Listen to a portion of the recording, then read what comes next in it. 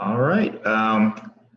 Well, good morning or afternoon, depending on what time zone you're in. This is Brandon Garrett again with the National Minority Equality Forum. We're going to have our usual Friday webinar today, but first I just want to take a moment to acknowledge all that's happening in the world right now and just a moment of silence or something for all that's happening, not only in Minneapolis, but for the sort of rough week we've all had to deal with.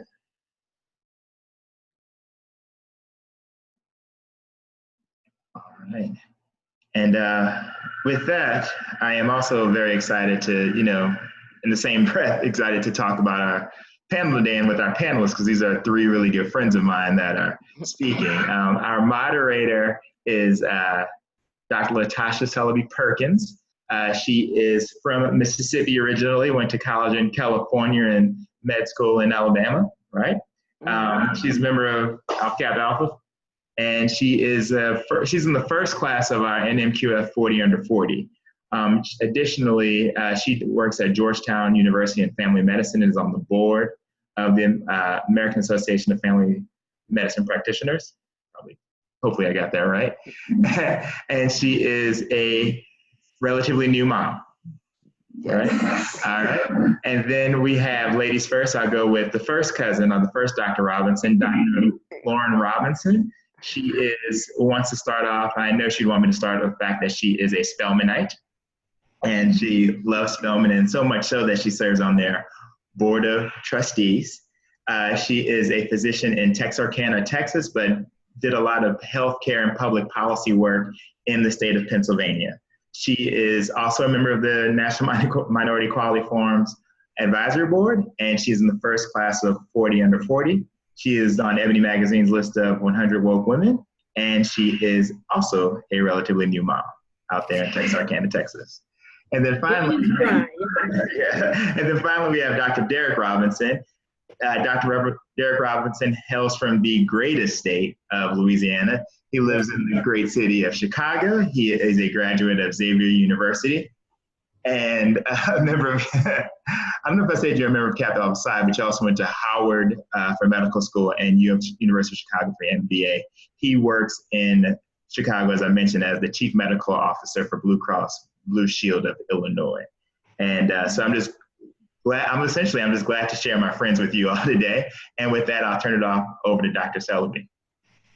Well, good morning or afternoon, everyone. So glad you all can join us.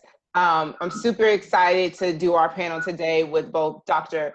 Derek Robinson and Dr. Loren Robinson. They are definitely qualified to have this conversation, and I can't wait to hear their perspectives on what's going on, especially this timely discussion about COVID-19 and reopening. With that said, I'd like to hear from you all about whether or not your state or city has reopened and what your thoughts about that. And Dr. Loren Robinson, we'll have you go first. Dr. Perkins, I appreciate you, Dr. Seliby Perkins, for moderating this call today. So I'm in Texas, just moved down here from Pennsylvania in last September. So it's interesting to see the contrast because Pennsylvania is not as open, but Texas is open. Now we are pretty much almost fully open. I think we're now in phase 3. But as a vice president of medical affairs for a hospital, we were cleared from the governor to reopen our hospitals for elective surgeries as of the 21st of April. So we are a little over a month now into doing elective procedures at the hospital. It's interesting to see at our hospital versus the community. So we've taken a conservative approach at the hospital. We are still using universal masking here. So everyone who comes into our hospital has to wear a mask. But as soon as you walk out into the community, you would never know necessarily that COVID-19 has hit. So the stores have, markers, they have posters up, they have places so you stand 6 feet away, but a lot of folks here in Texas are not wearing masks, they're not socially distancing. And I do think, and we're starting to see the results of that in our COVID numbers, and that we had kind of reached what we thought was going to be the nadir, and our numbers are growing again. So I think that is a direct result of the relaxation of social distancing here in Texas. Wow, that's interesting to hear, especially with DC just opening today in phase 1. So I'd like to hear from you, Dr. Derek Robinson, and what's going on in your area. Are you all open, and what are your thoughts about that? Good morning, Dr. Perkins, and good morning to National Minority Equality Forum. Pleasure to be with you. So we are beginning to reopen. We've got a bit of a dichotomy. So the state of Illinois obviously is diverse geographically as well as population density. And so we begin to see both challenges to the governor's authority to have the shelter-in-place orders in place. We've seen some litigation around that, but we also see some progress in terms of the phases of reopening. Chicago, from a healthcare facility perspective, has resumed to begin having some of the elective procedures and surgeries over the last several weeks as well. But I think locally, because of both the population density in Chicago and the level of infections that we've seen in the city, is taking a little bit more of a conservative approach moving forward, not quite as quickly perhaps as we see in some other parts of the country. And certainly, I think folks are very aware of the challenges, but also Chicago is one of those places where, folks look forward to the summertime. And so definitely time to stay vigilant. And just to follow up on that, I think one of the things that I think from a business perspective, numbers are coming back up, volumes are being restored to the hospital, and that's a great thing. But when we think about opening up our areas to our kind of broader populations, then we start talking about vulnerable populations and vulnerable communities. Those folks are the ones who are going to bear the brunt. And some of those folks are just seeing the beginning of COVID hitting their communities because of whether language barrier or access to healthcare or just not knowing and not speaking English. We have an immigrant community here in town or here locally who are just starting to come into the hospital. And I don't think it's because we've opened the community back up. I think it's that they're just starting to get to the point where they're getting the information about COVID in their language and then being able to seek care. So I think we're going to see the disparities probably widen before they get better.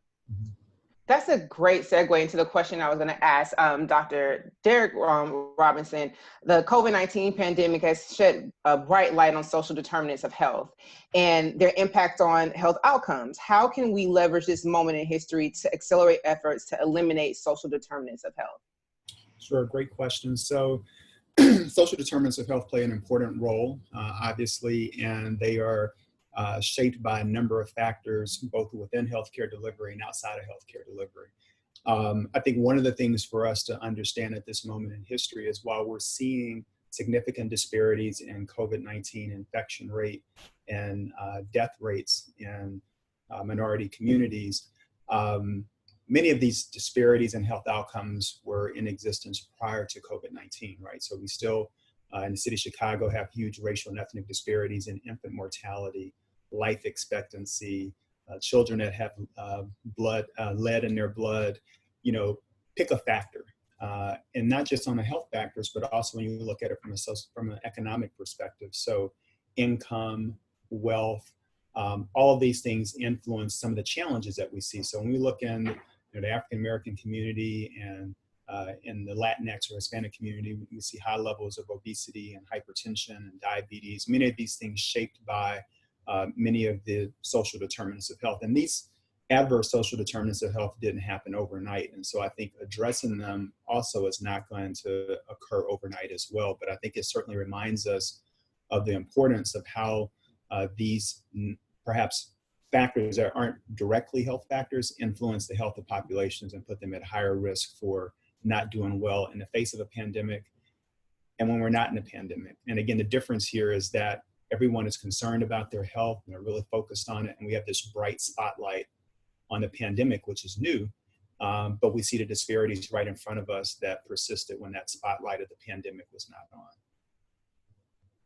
Great, like that was amazing information. And so what is lines up with what the next question I want to ask Dr. Loren Robinson. You when you were in Pennsylvania, you were the Deputy Secretary of Health Promotion. And with these challenged populations, part of the issue is getting the proper information to these populations. Do you have any suggestions on how we can get this information out so that we can get the numbers to decrease in our more challenged populations? So I think you need a multi-pronged and multifaceted approach. I think one of the things that has happened in Pennsylvania that I've seen replicated kind of across the country is physicians of color really taking ownership of the disparity and saying, you know, we're going to address this on the front lines. And so going to church parking lots to do testing. And when they talk about testing, when they talk with families, it's multi-specialties, people from all backgrounds coming out, because a lot of folks aren't seeing as many patients as they were in their clinics and have the time and have the energy. And have really galvanized and gotten together to say, we're going to talk with the pastors to say, this is what people need to know when they go to the hospital. We need to let people know, you know, make sure that your families are safe, make sure that you're having conversations while you're healthy about advanced directives. That's another area where we have disparity in our communities of color. We don't have those conversations. So this is a time when, before you get sick and go to the hospital, have those conversations. I think when physicians of color take ownership, and then the community see these people from our community who are leaders, who are achieved, who are representing us in the medical field, coming back and bringing us the facts, I think that makes a difference. I think there's so much misinformation and so much that changes about COVID-19 on a day-to-day basis. I can tell you in our hospital, the policies have changed so many times. You know, when you look at hydroxychloroquine, you look at the medications. So now there's this medication that came out that everyone said was going to fix it. We had concerns, people voiced their concerns, and a lot of them were people of color and people from communities that have been experimented on and said, hey, we have concerns about this drug. It was widely pushed out, and now there's studies that say, oh, maybe it's not the best drug, and there's a higher rate of death. That's all well and good. We can pull that back, but communities remember. So then when you have your patients coming into the hospital, they're concerned about receiving other treatments because they're saying, I don't want to end up like that. And so you need to be having, as we get this new information, as we get the facts, we need the folks who have voices in our community to communicate this information to the community, to talk, you know, large scale and small scale. We talk around our dinner tables, talk with our family members, educate them so that they can then educate people in the community about what's really going on and what they need to know to stay healthy.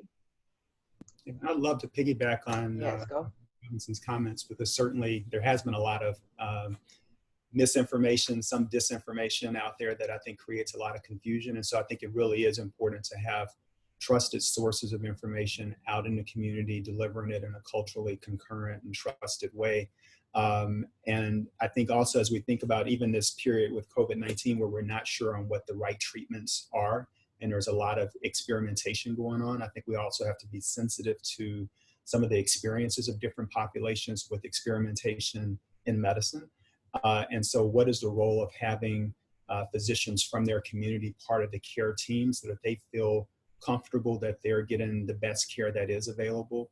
And then also, as those messages are being delivered, they're being delivered with some humility, you know, recognizing that we don't know everything about the infection, that this information will change and is changing over time, but they also trust that as we get additional information, we're going to bring that information to them so that they're empowered to make really the best decisions. And then finally, I'll just note on this point that one of the big challenges we grappled with at the beginning of the pandemic, at least on the healthcare side, was resource allocation. So everybody talked about all of the, you know, respiratory issues that could occur.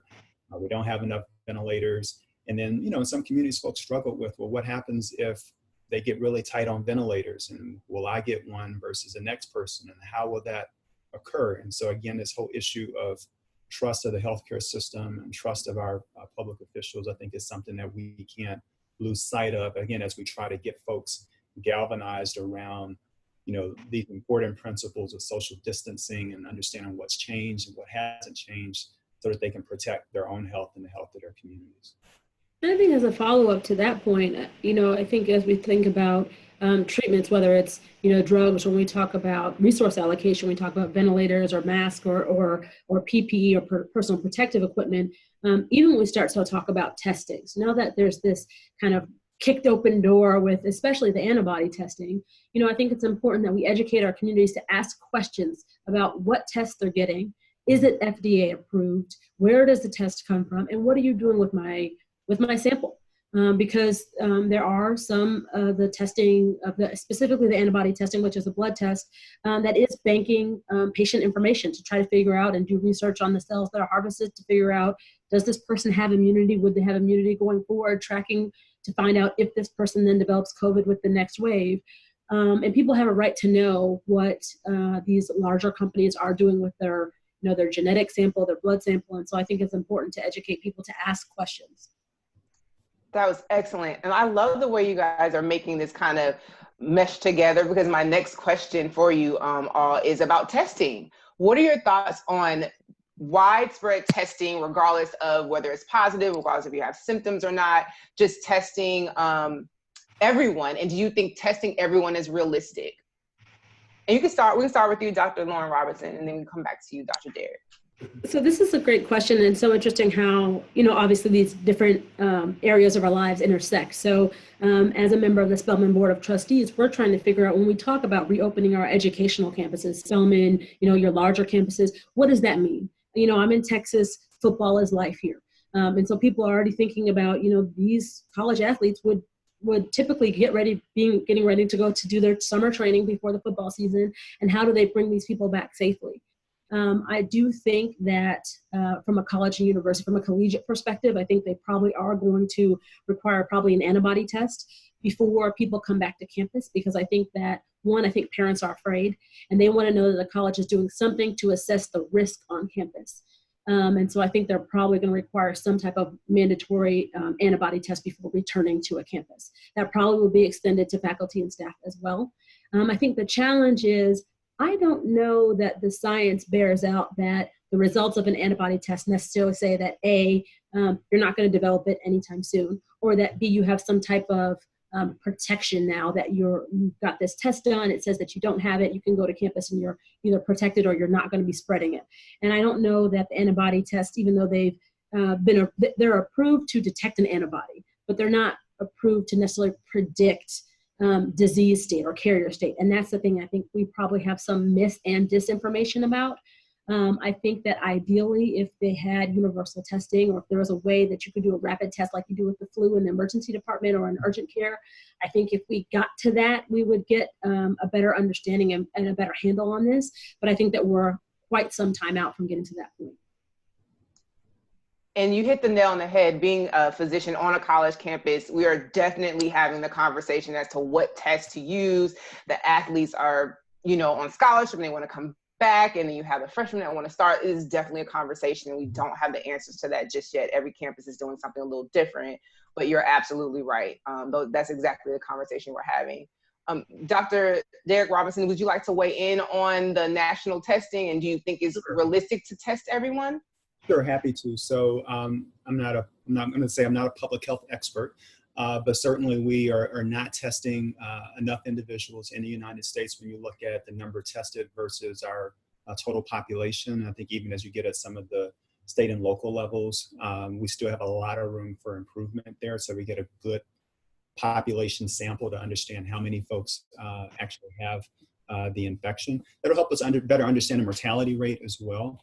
And I know one of the things that we've seen in Chicago is that as testing has increased, and also the distribution of testing in different communities has increased, we've seen significant changes in the rate of infection. So we need to ensure that we are testing appropriately so that all communities are being tested. In those communities where there may be some mistrust, either due to immigration issues, their language barriers may exist, or other mistrust with the healthcare system, that we're bridging those gaps so that we are able to do testing with those individuals.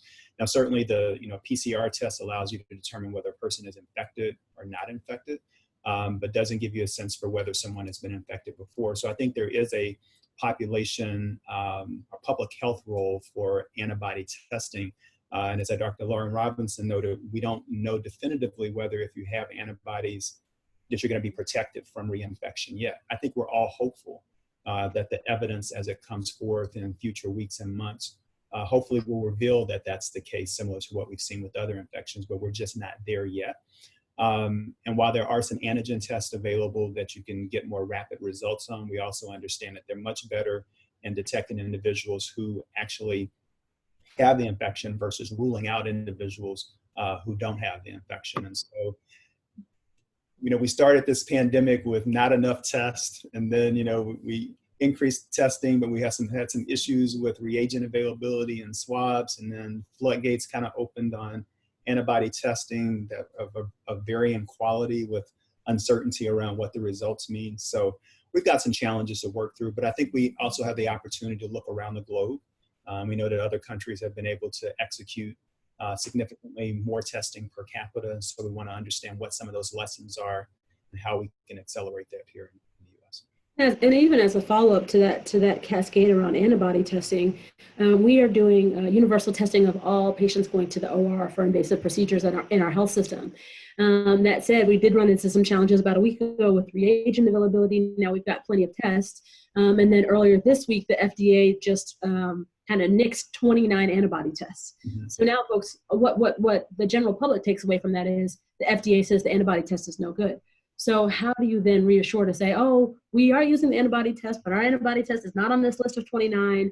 It is challenging. Mm-hmm. Because that you're always trying to kind of play catch-up messaging. And so, when you have these independent practitioners who got a good deal on some antibody tests and got really excited about it, and then we're ready to move forward and test everybody, how do you make sure that providers know, I'm the person who's our COVID czar, and I didn't know about this list of 29. So you would have thought that would have been pushed out kind of to all medical professionals in the country to say, hey, look, if you're using one of these 29, you need to stop. And that hasn't happened.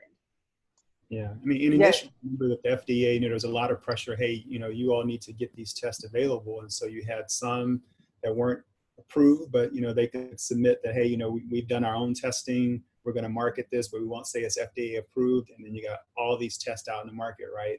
And you got a few that are out under emergency use authorization, but not necessarily approved. And then finding that, with some of the tests, I think there was a city in Texas that had bought some tests, and they found that maybe like only 20% of the tests, only 20% accuracy or something like that. So there's wide, variability in just the quality of even a test that says yes or no existed. So some challenges there, but I think we definitely, I think testing is appropriate, but we've got to do it the right way. And I think even, universities are having their challenges with this. Companies are having their challenges in terms of figuring out their strategy forward.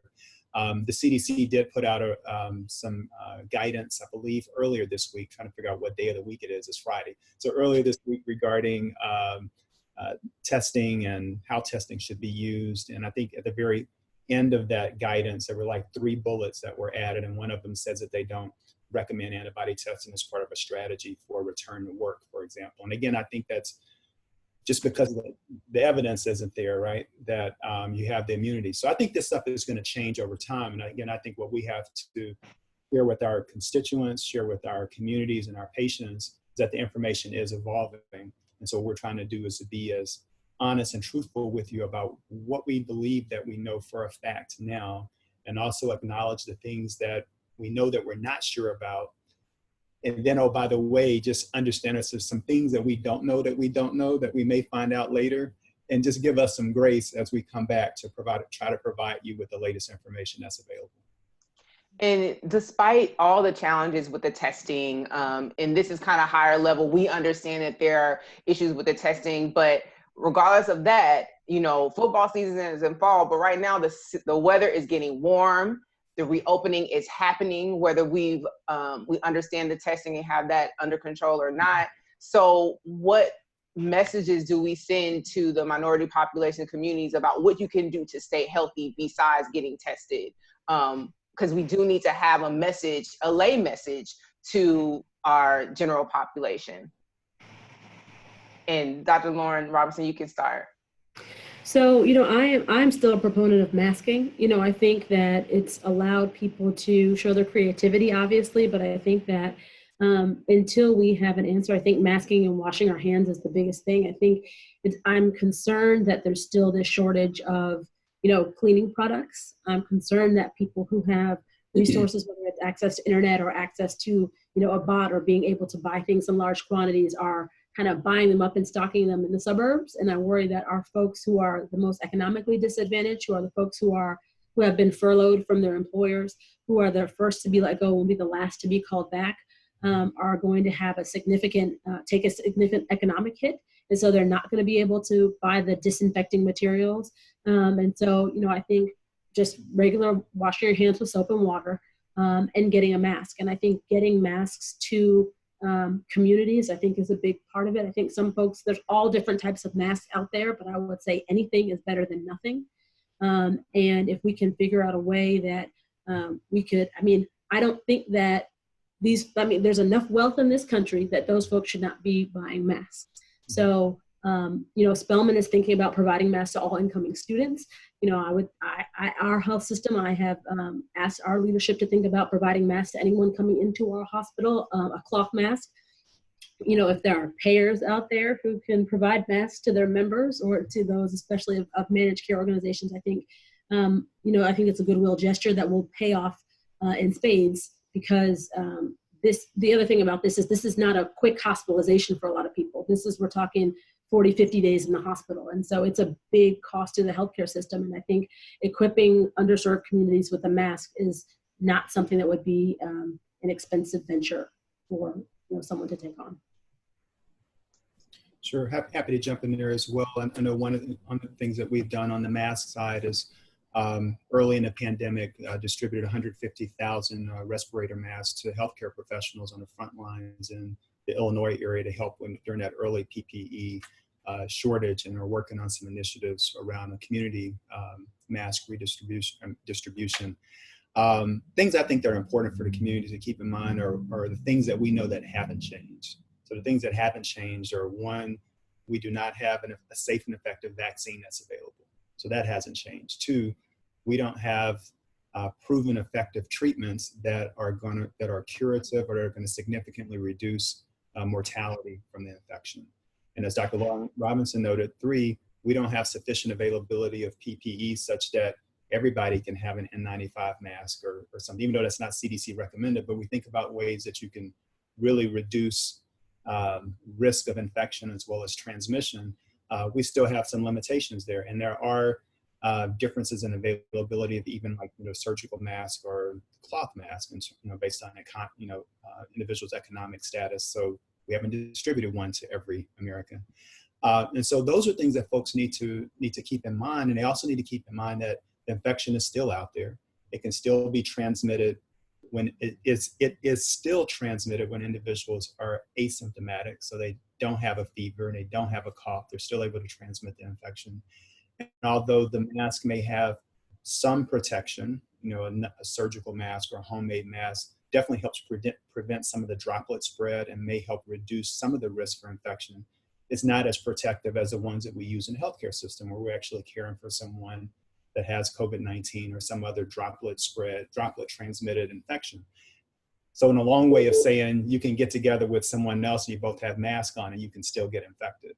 So these are the things that we need to think about when folks are considering, whether they're going to return to their places of worship and spend 2 hours next to other individuals that have, regular masks on, or no mask at all, and what the risk for infection is, as well as just being out in the general public. So these are important considerations that people need to understand so that they don't let their guards down. And then down the road, we find out that we have these clusters of outbreaks, particularly amongst individuals that are most vulnerable in our communities.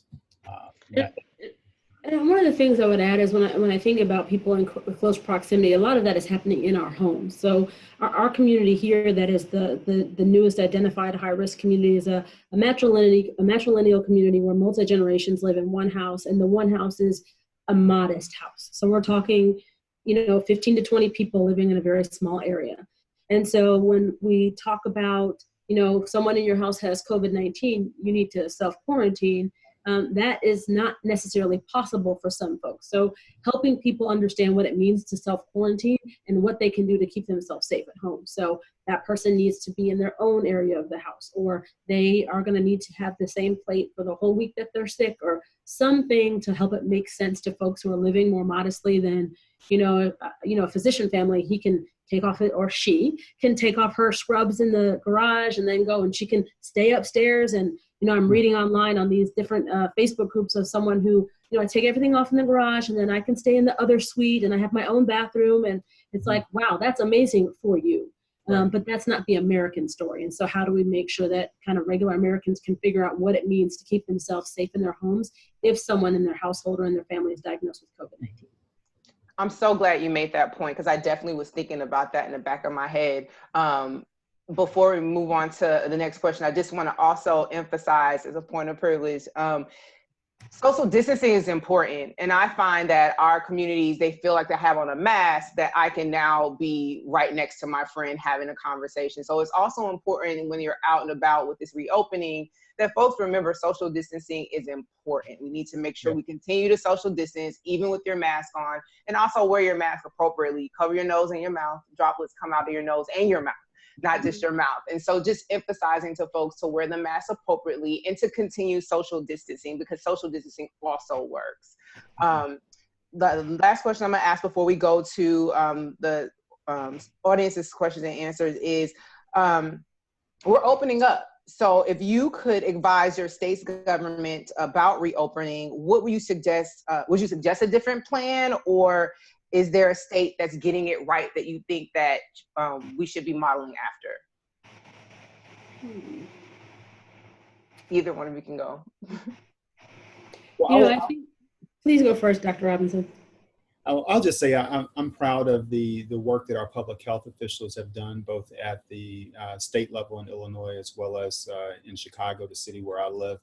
I think that historically our public health officials have been undervalued just in general, both within the House of Medicine as well as in budgets across local, state, and national governments.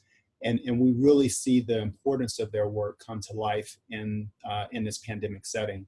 And we still recognize that the ability for them to fully conduct their jobs, including the contact tracing infrastructure, isn't where it needs to be.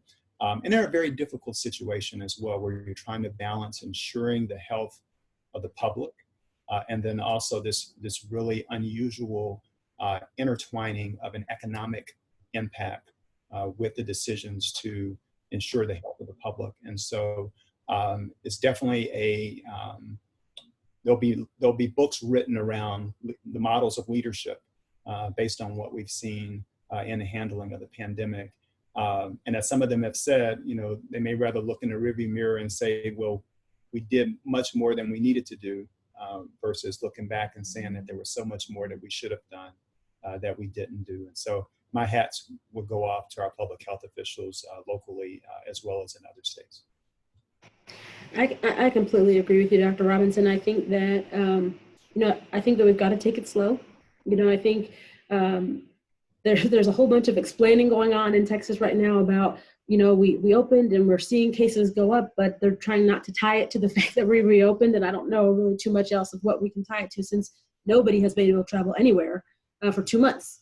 And I'm concerned about the fact that if you look at some of the larger chains, so whether it's Walmart or TJ Maxx or Target, which are the big three here in town, you wouldn't believe the line that was outside of our TJ Maxx the day that it opened. And then there was a little spat that went viral on social media because folks were fighting in the line at TJ Maxx and they were not socially distancing. But in terms of enforcing rules around social distancing, so Walmart has these stickers on the floor to keep 6 feet away from the person in front of you. You're supposed to have 1 lane traffic up and down the aisles. Nobody is adhering to that. I don't think that we're going to get officers in our stores to help people or tell people or force people to adhere to that. And if you look at some of the lessons in other countries, police will take you somewhere else if you're not adhering to social distancing rules. That's not how the United States work, and I think that's probably why we saw as many cases as we have seen here, and why we'll continue to do so, because we're relying on people to self-police, and the challenge is that people don't share the common core value of public health. They really are all about kind of this life, liberty, and justice, and keep pointing to the constitutional right to not wear a mask, which is not in the Constitution, in case anyone was not aware of that on this call. But, I think we've got to work on continuing to create this shared value proposition. We've got to help people understand that we are trying to keep them safe. At our hospital, I say, my mask protects you, your mask protects me. So me wearing a cloth mask, like you said, Dr. Robinson, isn't probably going to prevent me from getting COVID, but it will keep a lot of my droplets closer to me and prevent me from spreading them to someone else. And so we just really need to continue to make that message clear. We need our leaders to continue to wear masks. We need them to continue to socially distance. We've had some cases where Some of our medical leaders in town are, taking pictures to show that it's safe to reopen, and they're kind of close and hugging, and no one's wearing a mask in that photo. And so we just had to touch base with them to remind them that as a health leader, we need them to walk the walk and talk the talk. And so we just all need to keep doing that and pray. I mean, I think that's what we have to do. I just want to add to that and state that I am a strong proponent of individuals wearing masks. And I also want to ensure that individuals don't get a false sense of security, as Dr. Robinson has noted, and begin to commingle because they have a mask on. Mm-hmm. Amen. And with that being said, we have to also consider our other, very vulnerable population, our older patients. So how would you all suggest that health professionals focus when it comes to and this is from a Q&A from our audience, any specific focus should healthcare professionals be concerned about when it comes to our older adults' health and behaviors? Any thoughts that you would like to share about that? I mean, I think there's a lot of knowledge that can be shared with our generation from prior generations. I know that there are, physicians of prior generations on this call, and I appreciate their wisdom and also their genetics. But I do think that we need to, it's hard as we age to remember that we're aging. And so, I feel like, I'm the same as I was when I was in college, but things are hitting different. Knees, backs, hips, it feels a little bit different. And you've got to take things a little bit slower. And when we layer this pandemic on top of that in the COVID response, or the response that we aspire to get to, we're not there yet. And so because we have not created a COVID safe environment yet, we need to encourage our older Americans that they need to be extra safe. They need to make sure that they're wearing their masks appropriately. We need to make sure that we're talking to them about wearing masks when it's appropriate to do. My mom calls me weekly to ask if she needs to wear a mask when she goes for her daily walk. And I was like, well, if you're walking by yourself, probably not. But if you're walking up to talk to people on the street, you need to have a mask with you. And, I encourage them to keep one in the car at all times. And maybe if we talk about, making your home COVID safe, or when we talk about older Americans who are living in closer living environments. So our skilled nursing facilities, our long-term care facilities, our retirement communities, how do we make sure that the staff that is there can help older Americans know how they protect themselves and how they keep themselves safe from COVID-19? Dr. Derek Robinson, you have any input? But admittedly, I missed the first part of the question. No worries. It's about what would you tell healthcare professionals about focusing for our older population, our vulnerable population, and getting about their behaviors? How should we focus to take care of them? Yeah, I echo Dr. Loren Robinson's comments. And I think especially, down south where we have the strong culture of shaking hands and hugging and being polite, and you miss some of those social cues, you can be on the wrong side of social graces with folks, especially with the older populations. And so ensuring that, what I've had to do with even my own family is just repetitive, just reinforcing the same messages over and over and over, just ensure that they understand it, that they get it, that they're, you have to blunt some of the misinformation that's out there, as well as just addressing the natural desire to be communal and to be with other people. And so I think what we have to do is give them the right guidance, especially for our older folks that are at risk. And then I also think we have to ensure that we're offering them hope as well. So this isn't going to last forever. And they're older, so they've been through rough times before.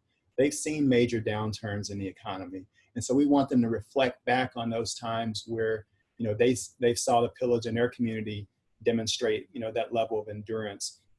And that's what we need from them right now. And we need them to actually lead by example. So even as they think about how they might engage with their grandchildren or their children or others in their family, that they're not encouraging them to do things that are not socially distanced, which puts them at risk as older individuals. And so they are both vulnerable, but they're also leaders and influencers in their families and in their communities. And so I think certainly we do want to ensure that we're giving the right information to them and the right reassurances that, hey, you're an example for folks in your family. So we need to ensure that you've got the right information and taking the right actions.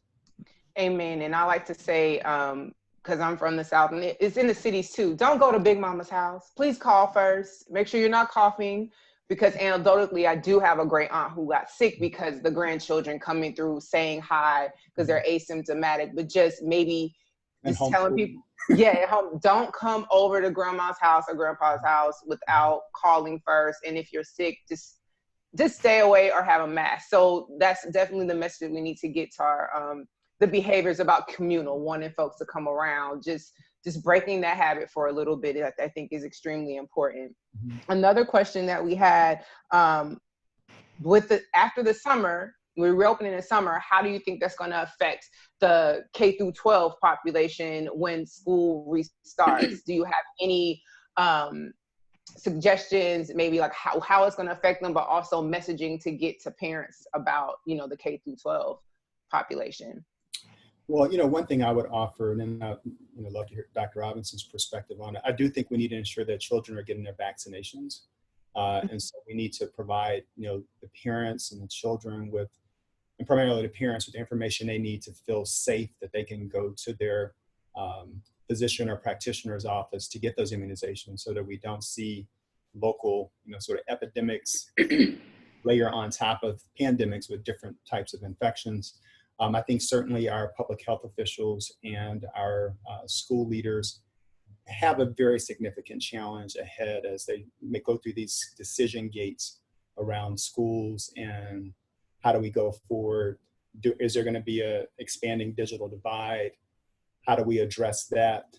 So there are a lot of challenges ahead. So with that, I'll turn it over to Dr. Robinson. What do you think? I got the solution right here. No, I think this is a great question, and I think that is even a bigger question than the collegiate question.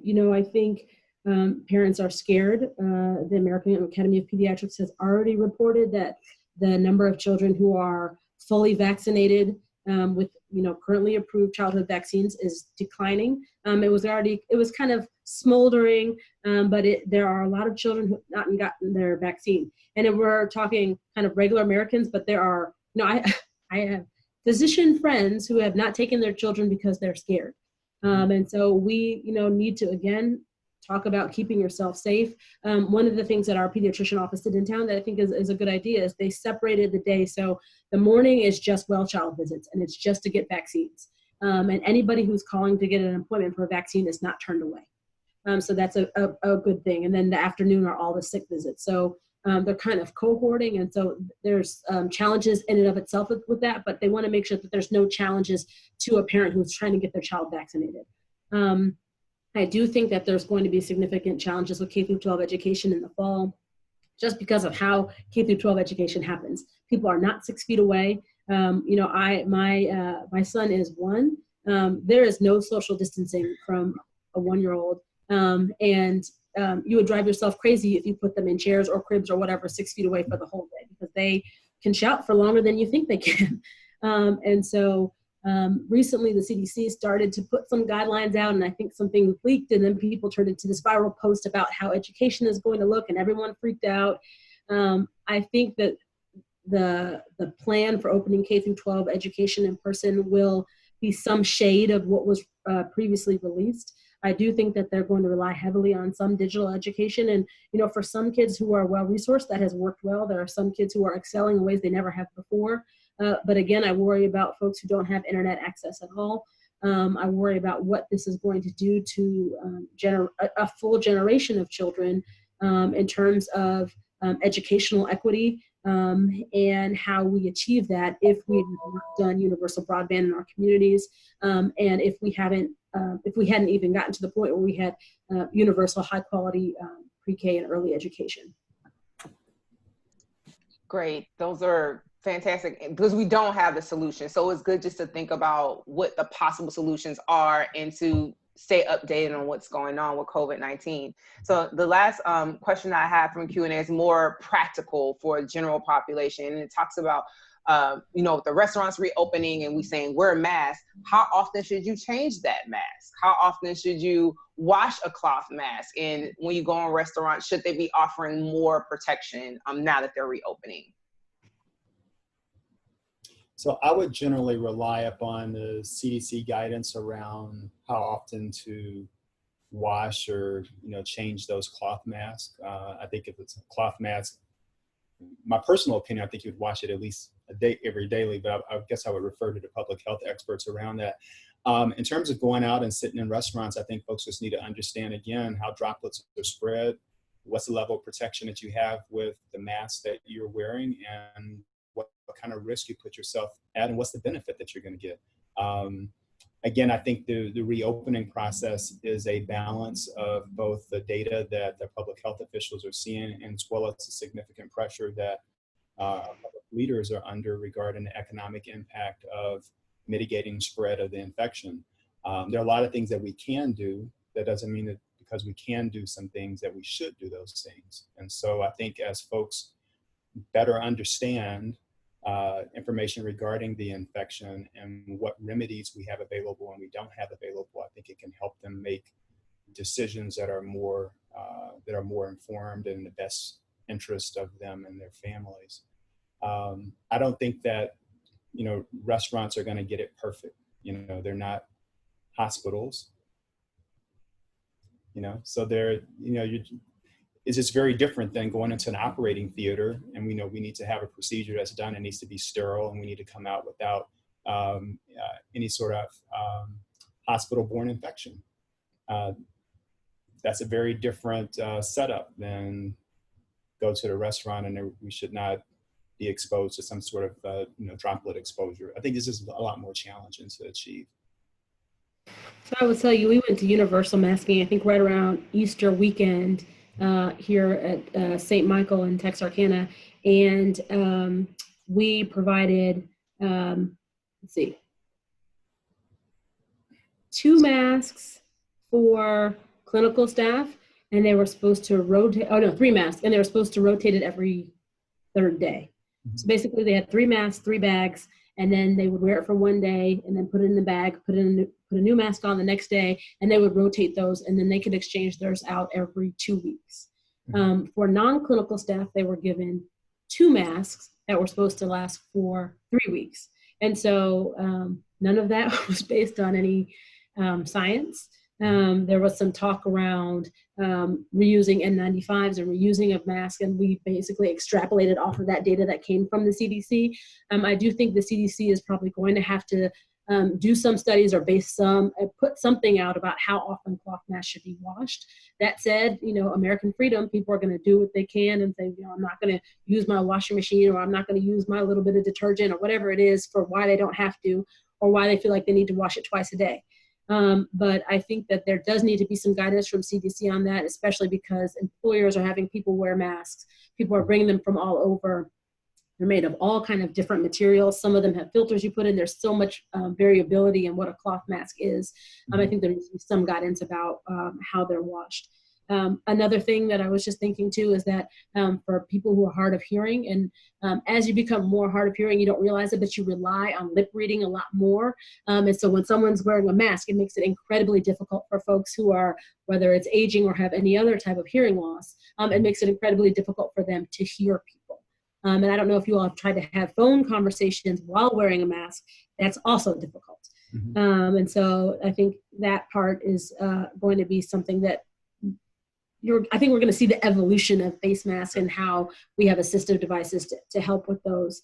But it is, it is a challenge. And I think that we're not quite where we need to be, but I think continuing to have these conversations and sparking and chewing over these ideas and turning them over and over is how we keep this moving forward. And I think that's a big part of, beyond this webinar, I think as we all hang up, to go continue to have conversations with people, because that's where ideas come from, and we keep this conversation going and we continue to address this as opposed to kind of moving on to the next disaster.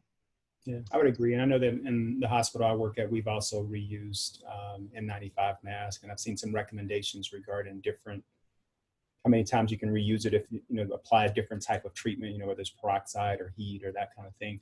I think one interesting question, and I don't have the answer to this, but we know that there are different parts of the world, like in different parts of Asia where they've had like some of the SARS-1 epidemics, they've quickly kind of switched gears with COVID-19 in terms of wearing masks, where you see everybody has a mask. And what I don't know there is to what degree the general public is reusing masks, or if they have a quantity of new masks, that they use each. So I'm not sure what that history has been, but that may be something worth better understanding. I think part of our experience here in the United States is, one, we have a supply limitation. And so I think that as our production and sourcing of that PPE evolves over time, I wonder how our guidance to the public might evolve over time as well. And so again, these are the current recommendations. And those recommendations are evolved. Remember, there's recommendations, no mask, then it was a bandana, and then it was or some sort of homemade mask. I mean, we've all seen that evolve over time. And so I think we'll continue to see that occur. It's interesting. I bought a mask, and then I realized how silly it was that I had only bought one mask. Like, what was that going to, like, I would need to watch. And so I was like, oh, I need to actually stock up and have masks. And then the other part, we had to take our son to the hospital 2 weeks ago in Dallas. And apparently they were only one parent could go in. So my husband went with him. And the radiology tech was telling my husband to put a mask on our 1-year-old. That didn't go so well. Our 1-year-old does not wear masks, but if you look at the CDC recommendations and the American Academy of Pediatrics, it's anyone over the age of 2. And so I think to start having conversations with parents of young children that, one, you don't need a mask under the age of 2, but to start thinking of looking, and I tried to go on Amazon and buy some little Mickey Mouse masks just to have them, and they're not there. So, as you start looking for masks for yourselves, think of that, second and third generation behind us, the kids need masks too. And so thinking of how we make sure that, especially our underserved populations, have access to those. And keeping all that in mind when you think about using, your own common judgment. If your mask is soiled, you should probably wash it. If it's a hole in it, you probably shouldn't use it again. So just using some common sense. I know right now there's so much information and everyone is really high anxiety, but you have to trust that your intuition is right. If you feel like the mask probably needs to be cleaned, you should clean it. And the one thing I can say anecdotally that I've seen with 2-year-olds, I've seen people use, the handkerchief bibs. I've seen kids with those like around, because they have it on. I've seen a mom with the bib on, and then she just kind of pulled it over the 2-year-old's face. I thought it was genius. So just keep that in mind. And moms will find a way. So with that being said, we are close to the end of our time, and just a quick, answer to one question, and then you can kind of give your final thoughts. We've talked about masks. We've talked about social distancing. The reopening is going to happen. Do you feel like what we're doing is going to help this COVID-19, the research, help that resurgence not happen? Do you think what we're doing is enough? And just share just your general comments about reopening and what you feel like we should know going into this summer with this reopening happening in your area.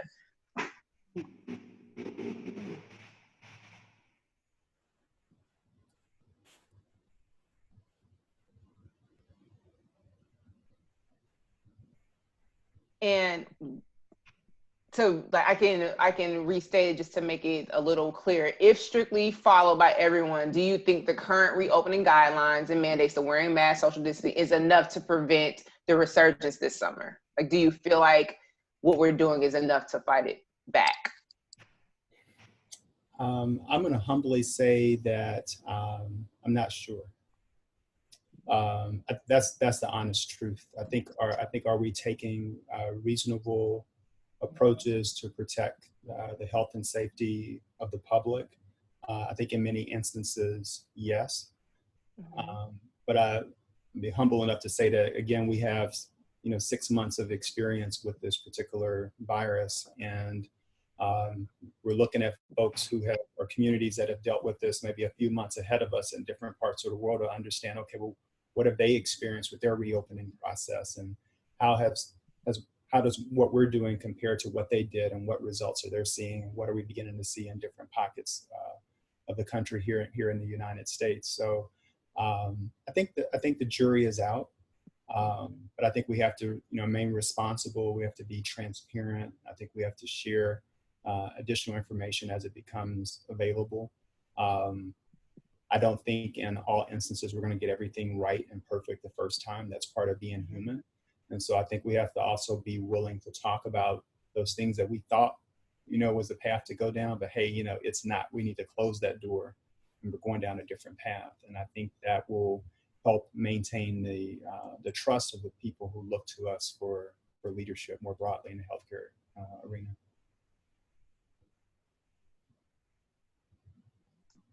So I am an eternal optimist. I always see the glass as half full, but I will tell you resoundingly no, I don't think we're going to prevent a resurgence. Viruses, in general, viruses don't care what you do. They kind of go dormant, they come back. And I think the challenge is, I think that we've got great intentions, we've got great people in public health with some great ideas, but I think that American thirst for freedom is going to be our Achilles heel. And so that said, I think it will keep all of us working on this for a long time. This will definitely not be our last webinar, but I think we just need to remain steadfast to this and remain committed to keeping our communities and our families safe. To Dr. Robinson's point, to sharing that information, to sharing, hey, this is what we know right now. And I do that with my medical staff. I say, this is what we know right now. I am telling you this as of today, as of Friday, this is what we know. Come Monday, this may all change. I am committed to, as I know it, you will know it. And I might be saying the opposite thing on Monday, or things may change, and I will let you know as soon as I know. And I think that's how you build trust, whether it's with healthcare professionals, community members, and underserved and underrepresented and historically mistreated, and actually probably don't need to say historically since it's this week. But in our communities of color, I think we need to say, look, this is what we know. And I'm being honest with you right now. I don't know the answer to this, but I will try to find it out. Until we have the answer, you need to protect yourself from COVID-19 wearing a mask. I am, as the mother of a Black son, I am devastated by the events in Minneapolis and New York. I am not surprised, but I am again devastated, and it just renews my commitment to be excellent at what I do and the part that I play, and to raising my son to be proud of who he is, to not be scared of being proud of who he is, and to stand up and speak to injustice. And I think that the economic conditions, the socioeconomic conditions, the public health conditions, the social determinants of health that are all kind of tied together by this bow of systemic racism is why we're seeing the disparities in COVID-19. And I think by having these conversations and by making resources available to our communities, we can start to change that.